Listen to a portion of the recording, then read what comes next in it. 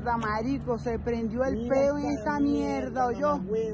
Կեսգիշերն անց Կարակասը ցնցած մի քանի պայթյուններից որոշ ժամանակ անց Միացյալ Նահանգների նախագահ Դոնալդ Թրամփը հայտնեց, որ Վենեսուելայի նախագահ Նիկոլաս Մադուրոն ու նրա կինը գերեվարվել են ու ինքնաթիռով դուրս բերվել երկրից։ Սոցցանցում Թրամփը հստակեցրել է միայն, որ դա տեղի է ունեցել Վենեսուելային հասցված լայնածավալ հարվածի արդյունքում եւ խոստացել այսօր ավելի ուշ կայանալիք ասուլիսում մանրամասներ հայտնել։ Սպիտակ տան ղեկավարը Fox News-ին ասել է, որ այս րոպեներին Վենեսուելայի նախագահն ու նրա տիկինը տեղափոխվում են Նյու Յորք։ Ամերիկացի պաշտոնյաները դեռ շատ մանրամասներ չեն հայտնում։ Գլխավոր դատախազ Փեմ Բոնդին միայն ասել է, որ Մադուրոին եւ կնոջը Սելիա Ֆլորսին մեղադրանք է առաջադրվել Նյու Յորքի հարավային շրջանում։ Մադուրոին մասնավորապես մեղադրանք է առաջադրվել Միացյալ Նահանգների դեմ նարկո ահաբեկչական դավադրության, կոկաինի ներմուծման, գնդացիրների եւ պայթուցիկ սարքերի ապօրինի պահման համար։ Փոխպետքարտուղար Քրիստոֆեր Լանդաուն X-ում գրել է, թե սա նոր լուսաբաց է Վենեսուելայի համար։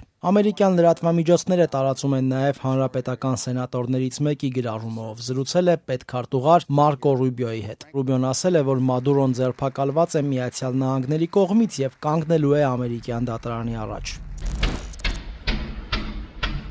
Ամերիկյան հարվածներից հետո Վենեսուելայում արտակարգ դրություն է հայտարարվել։ Երկիրը դիմել է ՄԱԿ-ի անվտանգության խորհրդին։ Մինչ այս պահը պաշտոնապես հաստատված տեղեկություն չկա զոհերի ու վիրավորների մասին։ Ըստ Վենեսուելայի կառավարության հարձակումները տեղի են ունեցել մայրաքաղաք Կարակասում եւ Միրանդա, Արագուա եւ Լա Գուայրա նահանգներում։ Reuters-ի տեսանյութերում Կարակասն է, որտեղ պայթյուններ են ու դրանց հաջորդող ծխի մեծ ամպեր։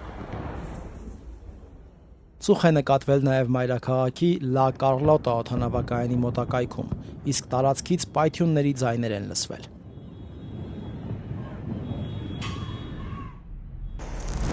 Լուսաբացին արդեն Կարակասի դատարկ փողոցներում պարեկություն էին անում անվտանգության ուժերը։ Բնակիչների մեծամասնությունը անվտանգության նկատառումներով գերադասել է մնալ տանը։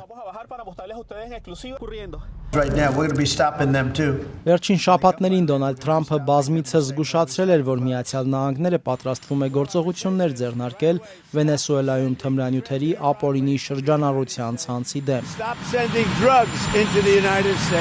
Վաշինգտոնը Լատինական Ամերիկայում նման ուղղակի միջամտություն չէր արել 1989 թվականից ի վեր, երբ ներխուժեց Պանամա դիկտատոր ու զինվորական առաջնորդ Մանուել Նորիեգային տապալելու համար։ Բայց տարեվերջին, երբ Սպիտակ տունը հրապարակեց ազգային անվտանգության իր նոր հայեցակարգը, պարզ դարձավ, որ Վաշինգտոնը լուրջ է տրամադրված։ Թրամփի վարչակազմը հայտնեց, թե վերականգնում է 19-րդ դարի Մոնրոյի դոկտրինը, որով ամրագրվել էր Վաշինգտոնի գերիշխանությունը Լատինական Ամերիկայում։ Նախքան այսօրվա հարձակումը Միացյալ Նահանգները Կարիբյան ավազանում ավելի քան 10,000 զինվոր էր տեղակայել, ինչպես նաև ավիակիր, ռազմանավեր եւ կործանիչներ, թմրանյութեր տեղափոխող նավերի ու ահաբեկչության դեմ պայքարի համար, սաստկացնելով Մադուրոյի վարչակազմի դեմ ճնշումը։ Անհայտ մի վայրից տեսաուղերձ է հղել նաև երկրի ներքին գործերի նախարարը, խնդրել վստահել երկրի կառավարությանը։ Մեր զինված ուժերը հետևելով Վենեսուելայի նախագահ Նիկոլաս Մադուրոյի մեր գերագույն գլխավոր հրամանատարի ցուցումներին կգործադրի իր բոլոր հնարավորությունները պետության համապար փակ պաշտպանության համար։ Կարգ ու կանոնն ու խաղաղությունը վերականգնելու նպատակով ժողովրդի, բանակի եւ ոստիկանության հետ համագործակցությամբ երկրի ամբողջ տարածքում կակտիվացնենք պաշտպանական գործողությունները։ Այս պահին գործի են դրվել ցամաքային, օդային, ծովային եւ հրթիռային բոլոր ստորաբաժանումները։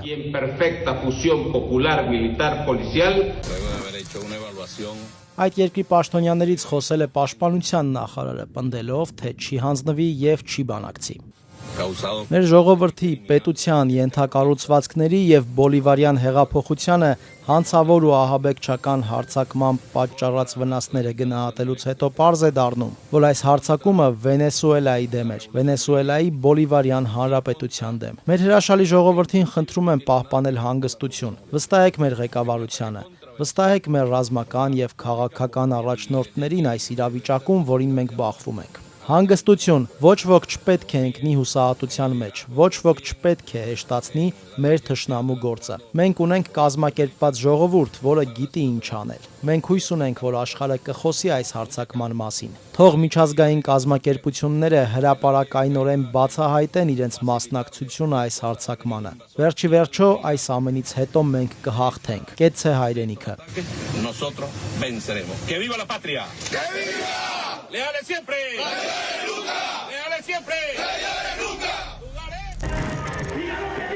Մինչ անորոշ է մնում Վաշինգտոնի կողմից դիկտատոր ճանաչված 63-ամյա Մադուրոյի ճակատագիրը, զգուշավոր արձագանքներ կան Արևմուտքից ու Վենեսուելայի դաշնակիցներ Ռուսաստանից ու Իրանից։ Ռուսաստանի արտգործնախարարությունը կոչ է արել անհապաղ հստակություն մտցնել Վենեսուելայի նախագահի եւ նրա կնոջ գտնվելու վայրի վերաբերյալ։ Նման գործողությունները, եթե իրապես տեղի են ունեցել, անընդունելի ոտնձգություն են անկախ պետության ինքնիշխանության նկատմամբ, որի հարգանքը միջազգային իրավունքի առանցքային սկզբունք է, ասված է Մոսկվայի հայտարարության մեջ։ Վենեսուելան Լատինական Ամերիկայում Մոսկվայի ամենակարևոր գործընկերն է։ Վենեսուելան պետք է երաշխավորի իր ճակատագիրը որոշելու իրավունքը, առանց որևէ ապակառուցողական, ռազմական, արտաքին միջամտության, ասվում է ռուսական կողմի հայտարարության մեջ։